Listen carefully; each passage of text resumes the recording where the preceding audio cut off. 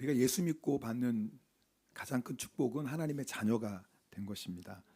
하나님 우리 아버지가 되시고 우리가 하나님의 자녀가 되었습니다. 여러분 늘 듣는 말씀이지만 온 우주 만물을 창조하시고 또 다스리시고 또 우리 인생 생사복을 주관하신 하나님이 나의 아버지가 되시는 것보다 더 큰 축복이 어디에 있겠습니까? 그러나 의외로 적지 않은 성도님들이 하나님이 나의 아버지가 되시고 내가 하나님의 자녀가 되는 이것이 어떤 신앙의 지식에만 머무를 때가 있는 것을 보게 됩니다. 이게 무슨 말씀이냐면 우리가 하나님을 아버지라고 믿는다고 하면서 실제로 삶 속에서는 마치 하나님 아버지가 없는 고아처럼 살 수 있다 그 말입니다. 예수님께서 마태복음 6장에 이 부분에 대해서 분명하게 말씀하고 계십니다. 우리 마태복음 6장 31절 32절 말씀 함께 읽겠습니다. 그러므로 염려하여 이르기를 무엇을 먹을까 무엇을 마실까 무엇을 입을까 하지 말라. 그 다음요, 이는 다 이방인들이 구하는 것이라. 너희 하늘 아버지께서 이 모든 것들이 너희에게 있어야 할 줄을 아시느니라. 아멘. 그러니까 이방인들은 무엇을 먹을까 무엇을 마실까 무엇을 입을까 염려합니다. 여기서 이방인이라는 것은 하나님을 믿지 않는 사람들입니다. 먹을 거, 마실 거, 입을 거 다 육체적인 것들을 의미하죠. 여기서 구한다라는 것은 기도하는 뜻이 아닙니다. 이 구하는 것은요, 집착한다는 뜻이에요. 그리고 집착하다 보니 거기에 얽매인다는 뜻이고요. 그리고 이것이 결국은 그들의 인생이 목적이 된다는 뜻입니다. 여러분, 하나님을 믿지 않는 세상 사람들 더 좋은 거 먹고 더 좋은 거 마시고 더 좋은 거 입고 더 좋은 집에 더 좋은 차 타고 어떤 고생하지 않고 편안하게 사는 것이 그들의 인생의 목적입니다. 그런데 이런 인생의 특징이 뭐냐면 걱정하고 염려하는 거예요. 자, 그렇다면 내가 하나님의 자녀로 살고 있다라는 것, 정말 하나님이 나의 아버지가 되신다는 믿음으로 사는 자의 특징은 뭐예요? 더 이상 무엇을 먹을까?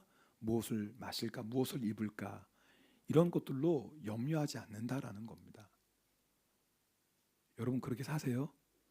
어떻습니까? 이제 더 이상 걱정 염려 안 하십니까?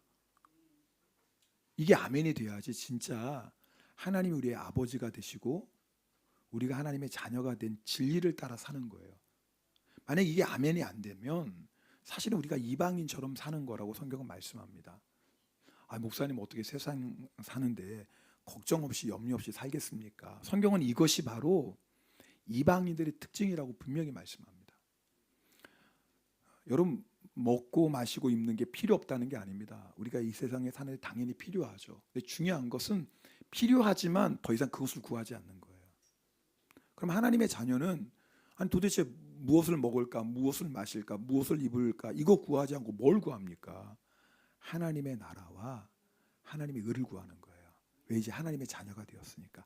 세상의 자녀는 세상의 것을 구하지만 하나님의 자녀는 하나님의 것을 구하거든요. 하나님께서 이 모든 것을 다 알고 계신다. 그 말은 뭐예요?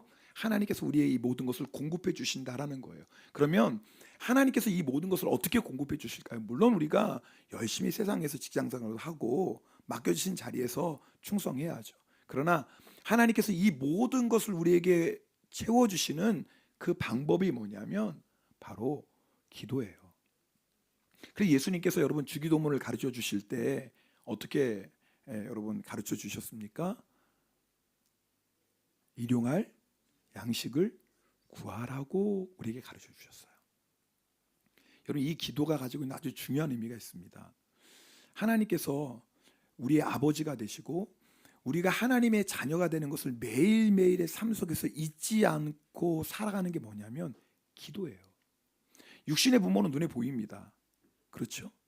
그러나 하나님은 영이시기 때문에 우리의 육신의 눈에 보이지 않아요. 그래서 우리가 가지고 있는 약점이 뭐냐면 눈에 보이지 않으니까 마치 계시지 않은 것처럼 살아갈 때가 너무나 많더라 그 말이에요. 하나님 아버지 부르지만 사실은 하나님 아버지가 어떤 신앙의 지식에만 머무르고 내 실질적인 생활에서는 하나님 없이 얼마든지 살아갈 수 있다 그 말이에요. 그것이 걱정하고 염려하며 살아가는 거예요. 그래서 주님은 우리가 무엇을 먹을까, 무엇을 마실까, 무엇을 입을까 이런 것들로 걱정하지 않도록 너희가 매일매일 일용할 양식을 구하라 그렇게 말씀하신 거예요. 우리가 일용할 양식은 뭐 먹을 것만이 아니죠. 그날 하루 살아가는 데 필요한 모든 것을 의미합니다. 그것을 구함으로 말미암아 하나님이 나의 아버지시지. 그래, 나는 하나님의 자녀야. 우리가 매일매일 삶 속에서 하나님을 잊지 않고 하나님의 자녀로 살아가는 구체적인 신앙생활의 모습이 뭐냐면 그게 기도라 그 말이에요. 저희가 지금 50일 기도 학교 가운데 있습니다. 여러분, 하나님께서 이 50일 기도 학교를 통해서 우리에게 어떤 기도의 훈련을 시키신다고 믿거든요. 세 가지 정도 하나님께서 우리가 훈련은, 첫 번째는 어떤 훈련을 우리에게 시키시냐면 날마다 기도하는 훈련을 시키고 계십니다. 여러분, 우리도 나름대로 기도 생활하지만 우리 기도 생활의 약점이 뭐예요? 쉬지 말고 기도하라고 말씀하셨는데 우리는 상황 따라 기도하는 거예요. 어려운 일을 만났을 때, 생각지 못했던 문제를 만나면, 또 중요한 일을 앞두고 기도합니다. 물론 그거 중요하죠. 근데 성경은 쉬지 말고 기도하라고 하는데, 그렇다면 뭐예요? 우리가 형통할 때뿐만 아니라 어려울 때도 기도하는 거고요. 그렇죠? 네. 부할 때든 뭐 가난할 때든 우리가 병들었을 때든 건강할 때든 모든 상황에서 하나님 앞에 기도해야 되거든요. 사실 여러분, 우리가 뭐 문제를 만났을 때, 또 어려운 일을 만났을 때, 또 육신의 연약함이 있을 때, 여러분 이럴 때도 기도하는 게 너무나 중요한데 진짜 기도해야 될 때가 있어요. 그게 뭐냐면 잘 나갈 때예요. 성공할 때, 부유할 때, 건강할 때, 유명할 때, 이때는 더 기도하셔야 됩니다. 왜냐하면요, 우리 인생이, 여러분, 말씀에서 벗어나서 생각지도 못했던 죄를 짓고 타락하는 건요, 사실 가난할 때, 병들 때, 어려울 때가 아니에요. 물론 그때도 때로는 불평하고 원망하고 낙심하기도 하지만 결국은 주님밖에 의지할 분이 없으니까 무릎 꿇게 되거든요. 정말 위험할 때는 우리가 형통하고 성공하고 건강하고 유명해질 때 교만함으로 넘어져요. 그래서요, 이럴 때는 우리가 더욱더 기도해야 됩니다. 그래서 여러분, 50일 기도 학교를 통해서 하나님께서 우리에게 지금 매일매일 기도하는 훈련시키고 계시거든요. 어떤 분들 50일 기도 학교 끝나기만을 기다리시는 분 없죠? 근데 얼굴은 꼭 있는 것 같은 분위기가. 여러분, 이 기간 통해서 매일매일 기도하는 훈련, 그래서 50일 기도 학교가 끝나도 날마다 기도하는 저희가 되길 원합니다. 50일 기도 학교를 통해서 하나님께 또 훈련하시는 두 번째가 있어요. 새벽 기도의 훈련이에요. 새벽 기도가 중요한 건 여러 가지만 좀 세 가지로 간단하게 말씀드리면, 새벽은요, 여러분 하루의 첫 시간이에요. 이 첫 시간, 첫 것은요, 성경에서 아주 중요합니다. 왜요? 이 첫 것은 누구의 거예요? 하나님의 겁니다. 우리 출애굽기 13장 2절 말씀 읽겠습니다. 출애굽기 13장 2절입니다. 이스라엘 자손 중에서 사람이나 짐승을 막론하고 대에서 처음 난 모든 것은 다 거룩히 구별하여 내게 돌리라. 이는 내 것이니라 하시니라. 성경은요, 처음 것, 뭐 사람이든 짐승이든 첫 열매든 첫 시간이든 다 누구 거예요? 이거는 하나님 거라고 분명히 말씀하세요. 이게 무슨 뜻이냐면, 여러분, 이 모든 것이 다 하나님의 것이지만 우리가 이 모든 것이 하나님의 것입니다라는 이 믿음의 고백이 뭐냐면 처음 것을 드리는 거예요. 그러니까 우리가 처음 것을 하나님께 드리면 하나님께서는 이 모든 것이 하나님의 것인 것을 네가 고백하는구나라는 받으신다고요.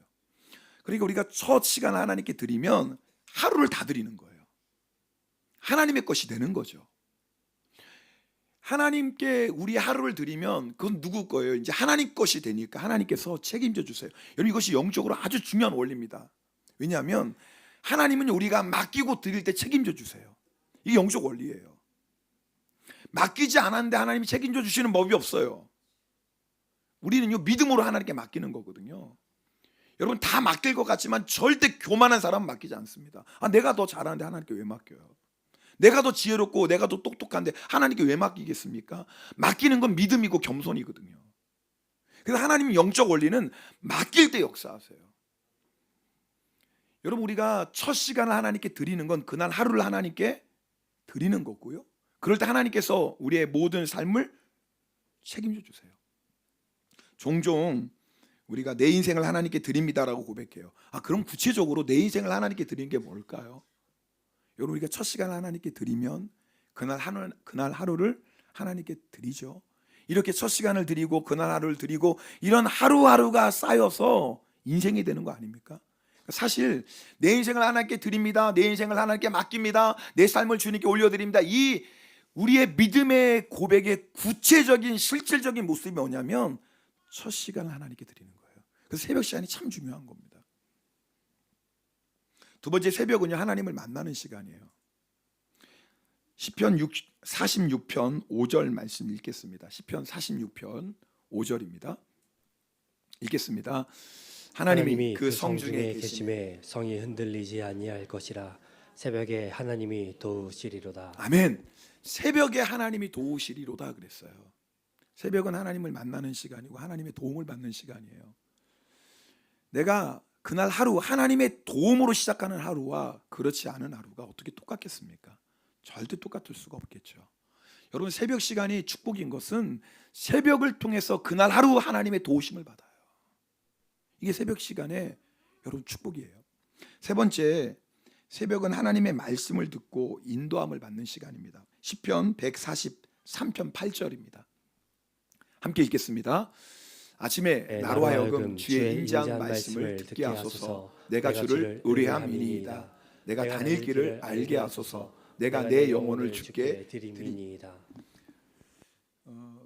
성도에게 있어서 새벽은 기도의 시간이고 또 말씀의 시간입니다.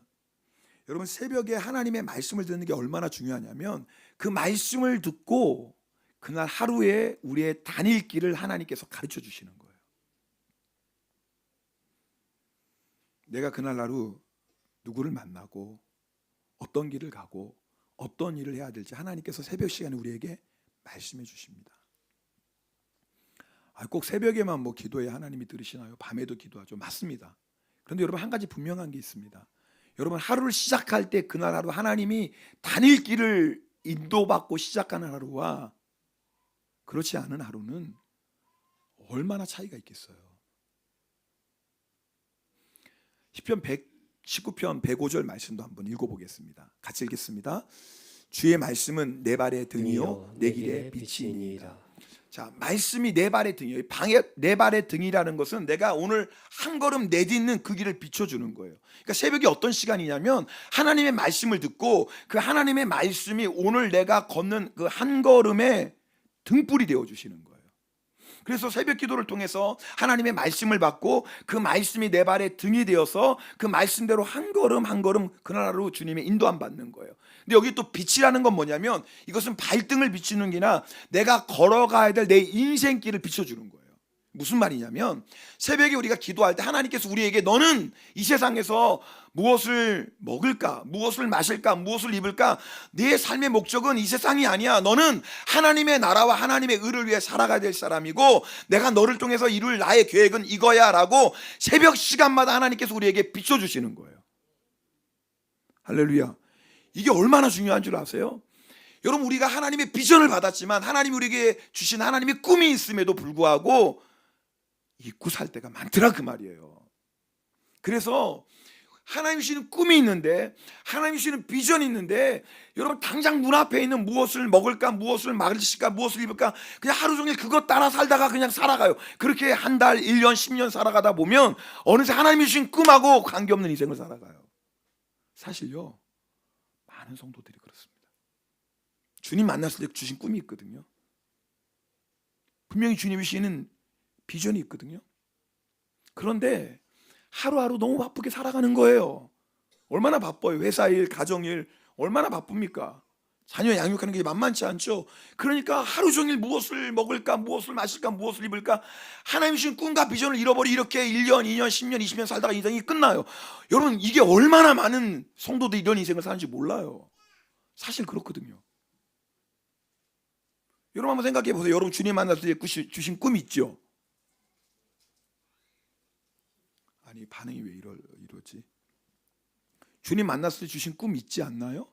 반드시 있을 텐데 왜요? 성령이 임하시면 뭐요? 너의 자녀들은 예언할 것이요 젊은이들은 환상을 보고 늙은이들은 꿈을 꾼다 그랬어요. 주님을 만나면 성령 하나님께서 우리 안에 딱 임재하시면 성경은 우리에게 예언하고 환상을 보고 꿈을 꾼다고 분명히 말씀하고 있어요. 하나님 주시는 꿈이 있다니까요. 잊고 살아요. 알긴 아는데 매일매일 무엇을 먹을까, 무엇을 마실까, 무엇을 입을까에 그냥 분주하게 살다가 그렇게 1년, 10년 그러다 인생이 끝난다니까요. 얼마나 많은 성도들이 그런 줄 몰라요. 그런데 여러분, 우리가 새벽 시간에 축복이 뭔 줄 아세요? 새벽 시간에 우리가 하나님의 말씀을 붙잡으면 그날 하루 나의 걸어갈 길을 등이 되시지만 동시에 그 새벽 시간을 통해서 너는 세상을 위해 사는 사람이 아니야. 내가 너를 위해서 예비한 나의 계획이 있어. 너는 나의 꿈을 위해 살 사람이야. 하나님이 우리의 인생의 길, 사명의 길을 매일 새벽마다 비춰주세요. 여러분, 이게 얼마나 중요하면 이렇게 매일매일 하나님이 나에게 주신 그 꿈을 향해 비전을 한 걸음 한 걸음 걸어가잖아요. 그렇게 1년을 살고 그렇게 5년을 살고 그렇게 10년을 살고 그렇게 20년을 살잖아요. 어느덧 하나님의 계획이 이루어지는 것을 보게 됩니다. 이 차이예요. 여러분, 인생은요 그냥 하루아침에 이루어지는 게 절대 아니에요. 속지 마세요. 왕도 없습니다. 신앙생활에 왕도가 어디 있어요. 매일매일 하나님 말씀 붙잡고 그 말씀이 이루어지길 매일매일 기도하고 그런 하루하루가 쌓여서 1년이 되고 그런 하루하루가 10년이 되고 그런 하루하루가 쌓여서 어느덧 우리랑 하나님의 뜻이 이루어지는 거지. 부흥에 한 번 간다고 갑자기 이루어집니까? 절대 그렇지 않아요. 그래서 새벽을 깨우셔야 돼요.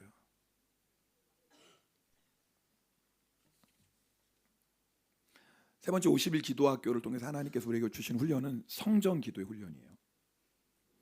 50일 기도학교 사실 나오시는 성도님들 가운데 대부분은 사실 인터넷으로 새벽 기도 드리시는 분들입니다. 근데 저희가 50일 기도학교는 교회에서 모여서 기도하고 있어요. 왜 그러냐면 여기에 성전 기도의 중요한 의미가 있어요. 우리 마태복음 21장 13절 함께 읽겠습니다. 마태복음 21장 13절 같이 읽습니다. 그들에게 이르시되 기록된 바 내 집은 기도하는 집이라 일컬음을 받으리라 하였거늘 너희는 강도의 소굴을 만드는도다 하시니라. 예수님께서 교회가 뭔지를 아주 정확하게 한마디로 딱 정의하셔서 성전, 교회, 기도하는 집이지. 예수님이 내리신 정의예요. 너무 분명하고 너무 간결해요. 교회는 기도하는 집이야. 성전, 기도하는 집이야. 그래서 함께 모여 기도해야 돼. 교회에서요. 이론의 여지가 없어요. 여러분, 이렇게 성도들이요 교회에서 모여서 함께 기도할 때 교회 영적 분위기가 달라지는 거 아십니까?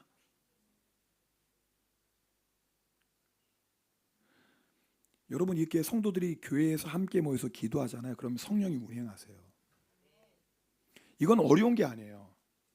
어떤 교회 가보면 영적으로 차가운 교회가 있어요. 판단하고 그런 게 아니에요. 그냥 우리 영이 알아요. 어떤 교회 가보면 이 교회인지 살아있는 것 같아. 여러분, 뭐 느끼시죠? 왜 그런지 아세요? 기도하는 집은요 성령이 운행하시거든요. 예를 들어 어떤 성도님이 너무 마음이 낙심되고 힘든 일을 만났어요. 그럼 본능적으로 교회 가서 기도하고 싶거든요.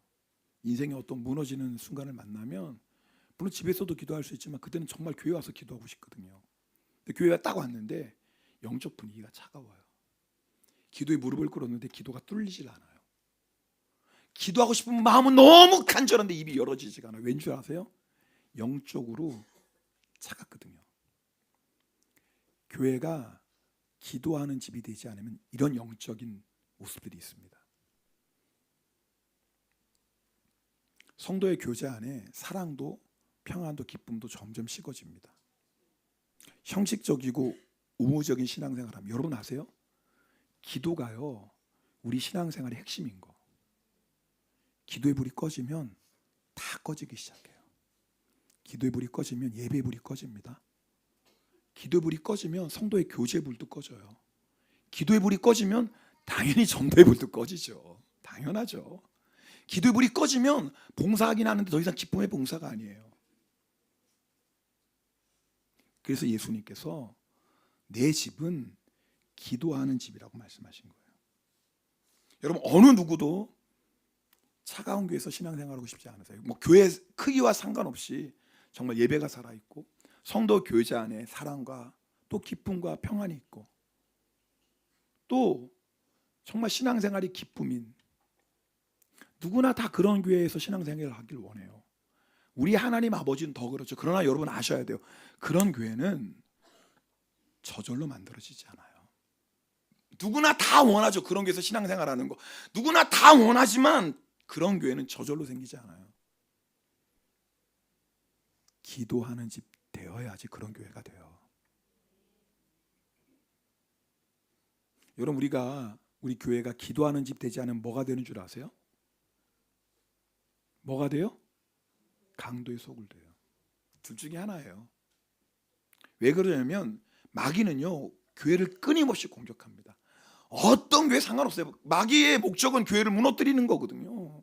마귀가 그거 말고 할 게 뭐 있겠어요? 성도를 무너뜨리고 교회를 무너뜨리는 거 말고 뭐 하겠습니까? 계속 끊임없이 교회를 공격해. 그런데 여러분 교회에 시험거리 없고 공격 없는 교회는 아무것도 없습니다. 지상교회는 마귀의 끊임없이 공격을 받아요. 마귀는 목적이 교회를 무너뜨리는 거니까요. 그런데 기도하는 집은요 마귀의 공격을 이깁니다. 이게 중요한 거예요. 시험거리 오죠. 그러나 기도하는 교회는 이긴다고요. 근데 기도가 사라지면 마귀 놀이터 됩니다. 교회가. 어떻게 기도 없이 마귀를 이깁니까? 그래서 기도하셔야 돼요. 여러분 성전 기도가 살아있을 때 아십니까? 개인 기도도 살아있어요. 성전에서 뜨겁게 기도하는 그 교회의 성도들은 각 가정에서도 뜨겁게 기도할 수 있어요. 여러분 성전 기도의 온도가 여러분 개인 기도의 온도를 결정해요. 너무나 중요한 겁니다. 내 기도가 좀 차가운 것 같아도요 성전에서 날마다 기도가 뜨겁게 타오르는 교회의 성도는 언제가 기도의 불이 타올라요. 반드시 그렇습니다. 근데 내가 아무리 기도의 불이 타오르는 것 같아도 성전 기도의 불이 꺼지고 죽었으면 반드시 그 기도의 불은 여러분 계속해서 타오를 수가 없어요.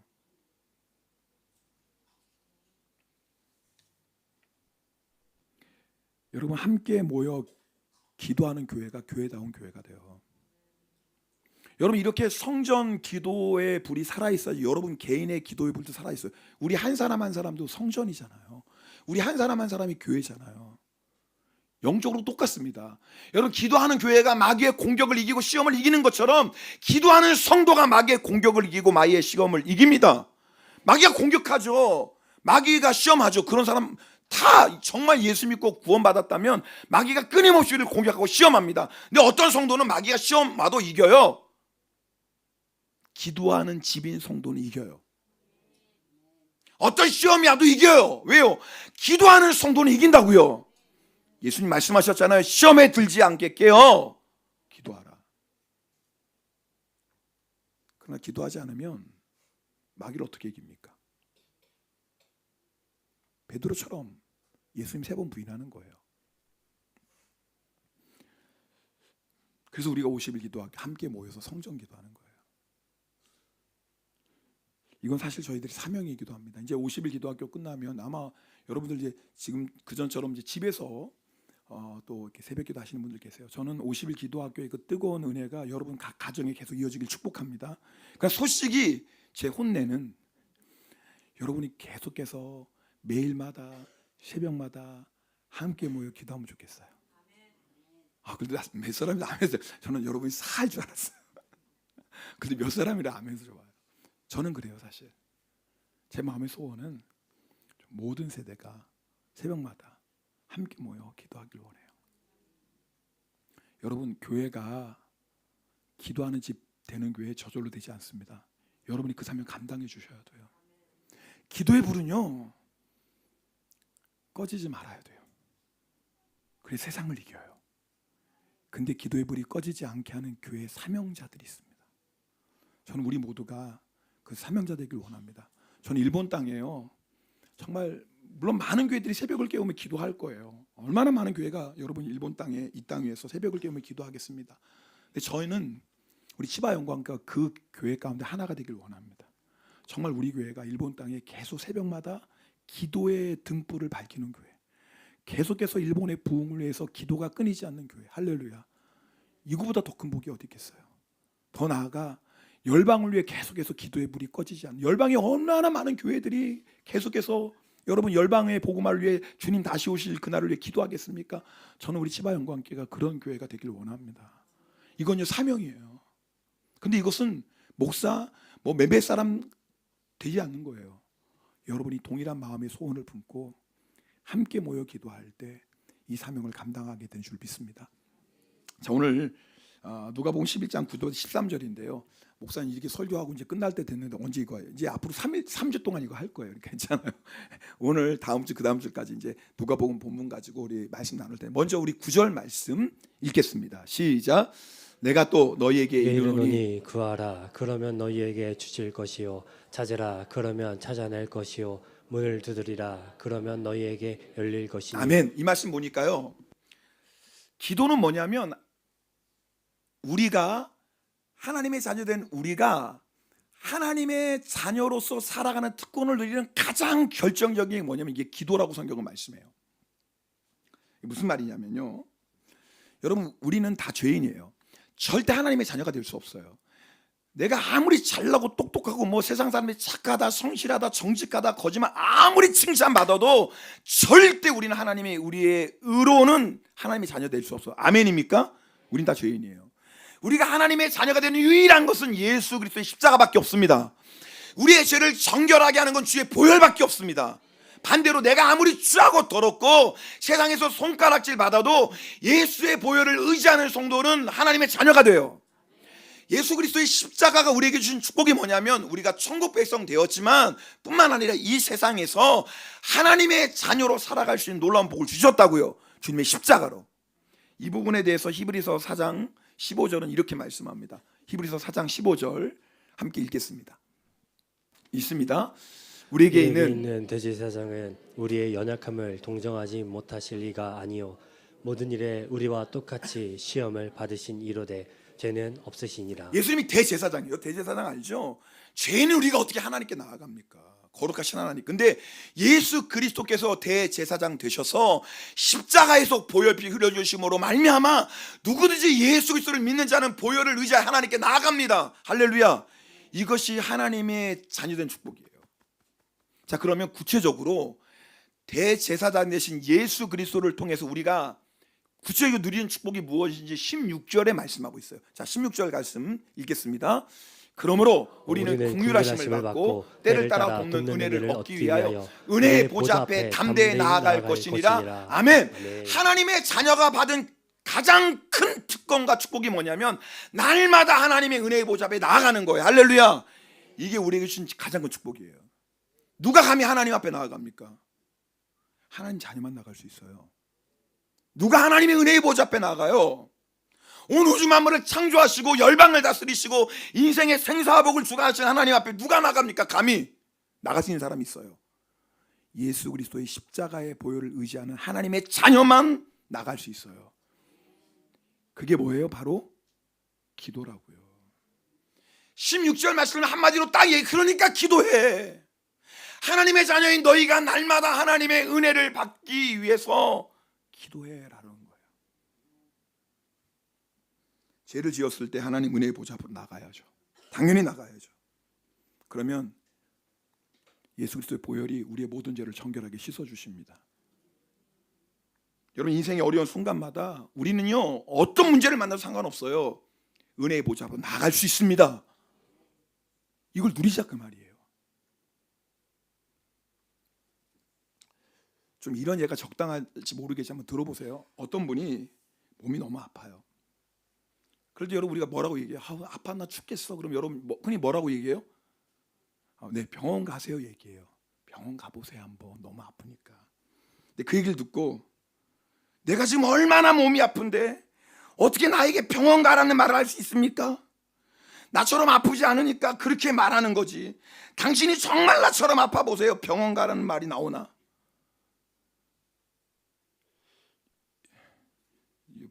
분위기가 이럴 줄 알았는데 어이가 없으니까 지금 그런 표정 보시잖아요. 너무 어이없는 얘기죠. 아니 이거 성경 얘기가 아니에요. 상식적으로 이거 어이가 없잖아요. 그죠? 아닌가? 그런데 말입니다. 전능하신 하나님 앞에 한번 기도해 보세요라고 하면 이런 반응을 보일 때가 많아요, 사람들이. 내가 지금 얼마나 몸이 아픈데, 내가 지금 얼마나 힘든데, 내가 지금 얼마나 큰 어려움을 났는데 어떻게 나에게 기도하라는 말을 해요? 당신이 나처럼 힘들지 않으니까 그렇게 기도하라고 말하는 거지. 당신이 진짜 나처럼 힘들어 보세요. 기도하라는 말이 나오나? 여러분 어때요? 이렇게 반응하는 사람들이 있더라고요.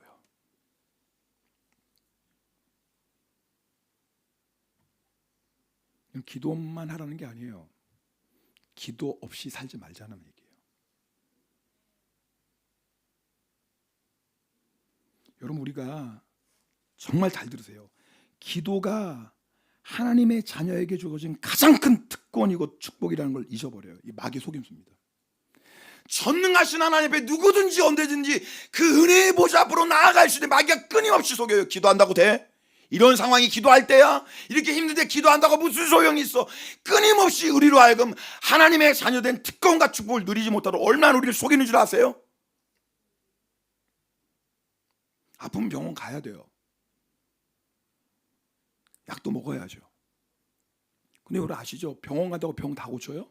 여러분 아시죠? 현대의학이 고칠 수 있는 병이 20% 정도밖에 안 된대요. 지금도.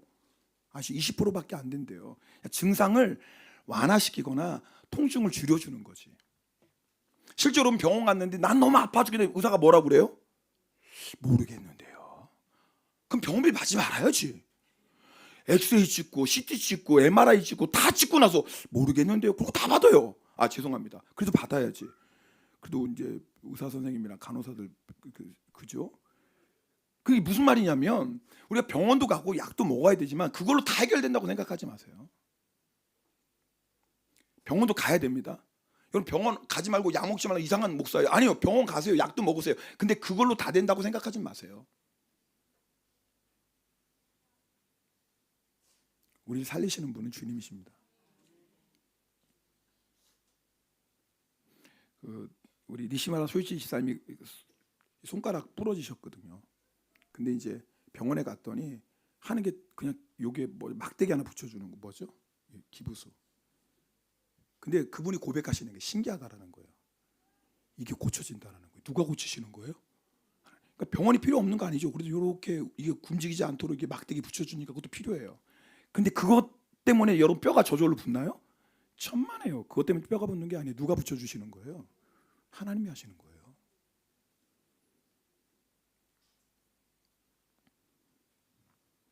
이러시면 안 돼요. 기도한다고 되나? 되죠?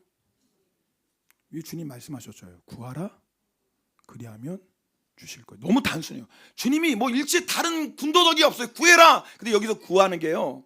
어떤 뜻이냐면 현재 명령형이에요. 현재 명령형은 뭐냐면 반복이에요. 이런 뜻이에요. 그냥 한국어 성경 구하라 인데 원어를 보면 뭐냐면 구하고 또 구하고 또 구하고 계속 구하라는 뜻이에요. 할렐루야. 언제까지? 주실 때까지. 할렐루야. 목사님 나는 10년 기도했는데 안 주신대요. 더 기도하세요. 반드시 주시니까. 나는 20년 기도해도 안 주시는데요. 계속 기도하세요. 반드시 주시니까. 여러분 우리가 기도하다가 때가 돼서 하나님 우리 부르실 수도 있겠죠. 근데 우리가 드린 기도는 사라지지 않아요. 이 세상 떠난 언제라도 반드시 하나님의 때에 반드시 응답받습니다.